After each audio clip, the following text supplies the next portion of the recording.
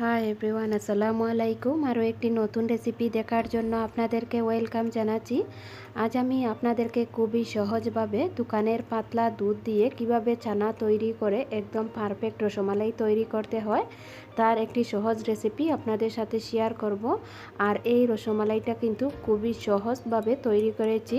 তো আশা করি আজকে আমার রেসিপিটি আপনাদের কাছে ভালো লাগবে। যদি ভালো লেগে থাকে প্লিজ আমার চ্যানেলটি সাবস্ক্রাইব করবেন, লাইক শেয়ার কমেন্ট করবেন। যেহেতু আমি এই চ্যানেলে নতুন, সেজন্য আমার কথাবার্তায় কোনো ভুল হতে পারে, তো আপনারা আমাকে ক্ষমা করবেন এবং পাশে থাকা বেল বাটনটি প্রেস করে রাখবেন। আমি কোনো রেসিপি দেওয়ার সাথে সাথে যেন আপনার পৌঁছে যায় এবং সম্পূর্ণ রেসিপিটি দেখার জন্য আমার সাথে থাকবেন। তো প্রথমে আমি এখানে একটি প্যান নিয়েছি। তো প্যানের মধ্যে দিয়ে দিচ্ছি দোকানের যে একটি পাতলা দুধ থাকে সেরকম এক প্যাকেটের দুধ আমি এখানে দিয়ে দিচ্ছি। আপনারা চাইলে এ পর্যায়ে কোনো ফুল ক্রিমও নিতে পারেন।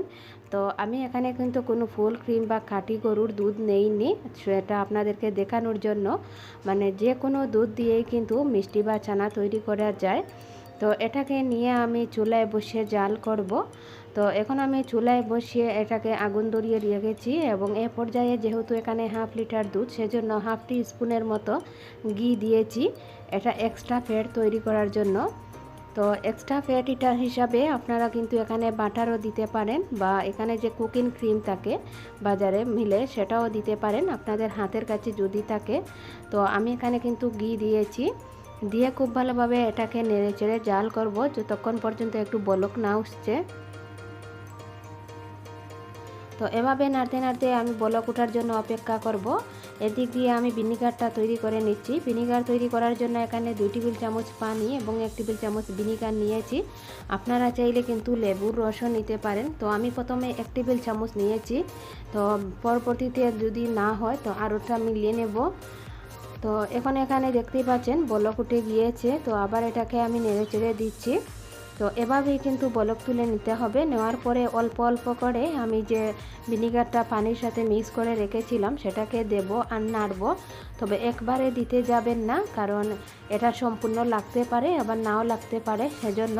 তো আমার 1 টেবিল চামচ ভিনিগারে কিন্তু হয়নি, মানে ছানাটা কাটেনি। তখন আমি আরেক টেবিল চামচ নিয়েছিলাম, আরও 2 টেবিল চামচ মানে পানির সাথে মিশিয়ে নিয়ে এভাবে নাড়তে নাড়তে যখন এক পর্যায়ে দেখবেন ছানাটা কেটে গেছে, তখন কিন্তু এটা বন্ধ করে দিতে হবে।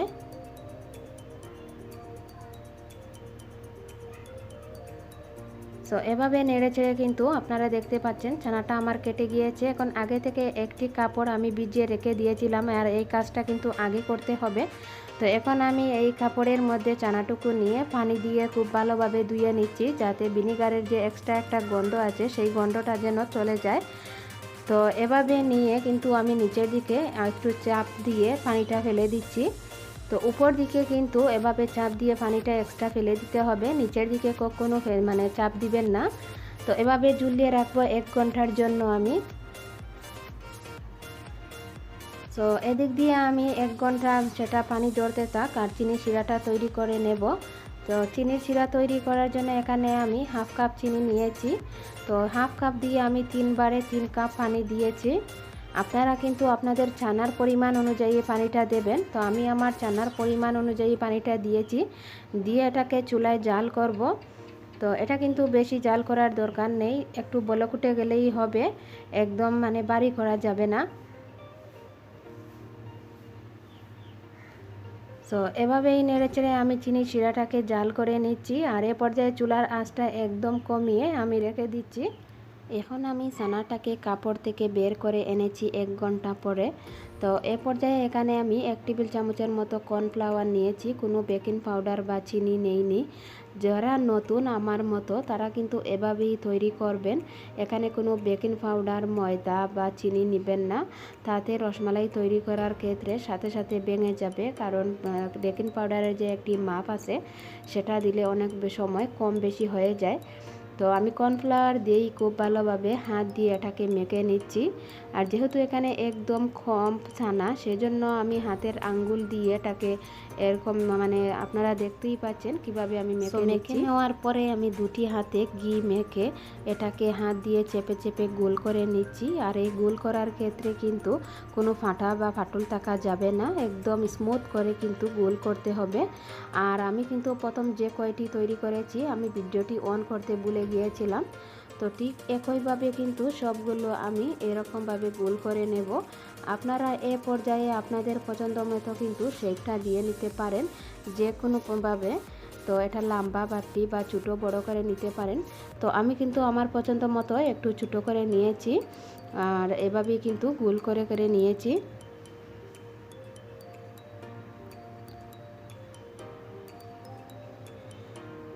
তো সবগুলো কিন্তু একইভাবে আমি করে নিয়েছি। তো এখন আমি এটাকে চিনি শিরার মধ্যে দিয়ে দেব। আর চিনি শিরাতে দিয়ে দেওয়ার জন্য এখানে যে চিরাটা আগে আমি তৈরি করেছিলাম সেটাকে অন্য একটি পাত্রে নিয়েছি, মানে ঢাকনাযুক্ত পাত্রে নিয়েছি। নিয়ে সম্পূর্ণ চানার যে বলটা আমি তৈরি করেছিলাম রসমালাই, সেটাকে দিয়ে দিচ্ছি। তো একইভাবে সবগুলো আমি দিয়ে দিলাম। দেওয়ার পরে এখানে একটি ঢাকনা দিয়ে ঢেকে রেখে দেব। আর এ পর্যায়ে কিন্তু চুলার আঁচটা মিডিয়ামে থাকবে। তো ঢাকনা দিয়ে ঢেকে আমি 20 মিনিটের জন্য রেখে দিচ্ছি এবং একটি ছিদ্র ছিল যে ঢাকনার মধ্যে সেটা বন্ধ করে দিয়েছি, টিস্যু দিয়ে বা কাগজ দিয়ে বন্ধ করে দিতে হবে। তো ঠিক একইভাবে আমি এটাকে 20 মিনিটের মতো জাল করব চুলায়, মিডিয়াম টু লোয়ে জালটা দিয়ে। তো এখন 20 মিনিট পরে আমি ঢাকনাটা সরিয়ে নিচ্ছি। তো দেখতেই পাচ্ছেন ছানার রসমালাইটা একদম ফুলে ডাবল হয়ে গিয়েছে। খুবই ছোটো করে কিন্তু আমি তৈরি করেছিলাম আর এটা কিন্তু ফুলে বড় হয়ে গিয়েছে। তো এভাবেই নেড়ে চেড়ে এখানে যদি পানিটা শুকিয়ে যায় তাহলে আপনারা এখানে ফুটন্ত গরম পানি অ্যাড করতে পারেন। তো আবার আমি ঢেকে রেখে দিচ্ছি। তো এখানে আমি ছানার যে দুধটা, সেই দুধটা এখন তৈরি করব, রসটা কি। তো দুধটা তৈরি করার জন্য এখানে আমি 2 কাপ দুধ নিয়েছি আর দিয়ে দিচ্ছি 4 থেকে 5টি এলাচি একটু ফ্লেভারের জন্য। তো এটাকে মাঝের দিকে একটু ফেটে দিবেন, এতে ফ্লেভারটা খুবই ভালো আসবে। দিয়ে দিচ্ছি আমি 1/4 কাপ চিনি। যেহেতু চিনিটা চিনির শিরার মধ্যে আছে সেজন্য এখানে কম চিনিটা দিয়েছি। তো 1/4 কাপ চিনি দিয়ে এটাকে নেড়েচেড়ে একটু জাল করব। তো খুব ভালোভাবে এটাকে জাল করে আমি নিচ্ছি। আর এ পর্যায়ে একটু ঘন করে নেব, এখানে আমি কোনো গুঁড়া দুধ ইউজ করব না। তো এখন আমি আগে যে রসমালাইটা জাল করেছিলাম চিনি শিরার মধ্যে, সেটাকে তুলে সম্পূর্ণভাবে এনে দিয়েছি। আর এ পর্যায়ে চাকনি দিয়ে চেকে দিতে হবে যাতে কোনো চিনির শিরা এখানে না আসে।